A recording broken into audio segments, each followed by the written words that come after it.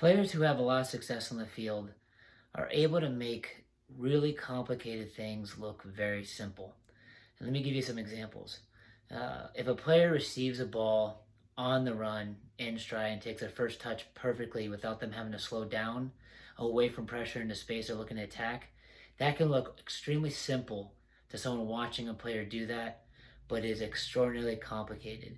If a player, receives a ball and can drive a ball 30, 40 yards on a rope, hitting a teammate accurately without them moving, looks very simple, but is very complicated. We often think about high level players of doing things that are complicated and look complicated on the field versus the things that players do all the time or the game requires them to do all the time, which is really quite complex. But really good players can make it look very simple, especially in the context and the pressures and dynamics of the game. And when players can do these repeatable movements over and over again with a lot of consistency and make them look very simple, almost effortless, it's a sign of a really strong player. And we really don't take notice of it. If you're watching a professional game, you kind of take for granted how simple it looks when they receive the ball and then play to a teammate.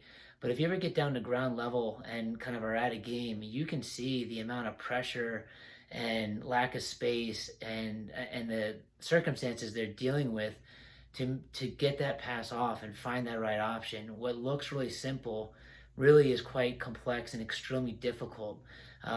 So we sometimes miss that. And when you're watching your player on the field, that's what you're looking for in terms of judging if they're advancing. Are they able to do things that are complicated, like we talked about, but make them look extremely simple, almost routine at a really high rate of speed? That's really the difference as players progress through levels. As players begin to struggle, it's because they can't do those simple things, those consistently ask things from the game at a high rate of speed and make them look calm and comfortable.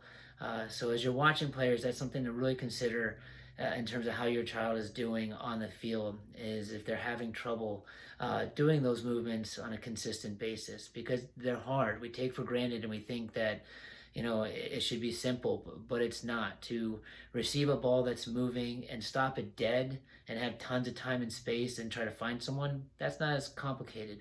But to receive a ball in tight space and take a touch perfectly away from pressure, weighted right where you're the one who can get to it first, and set yourself up for that next pass, when done well, looks almost automatic and very simple, but is extremely complicated and very difficult.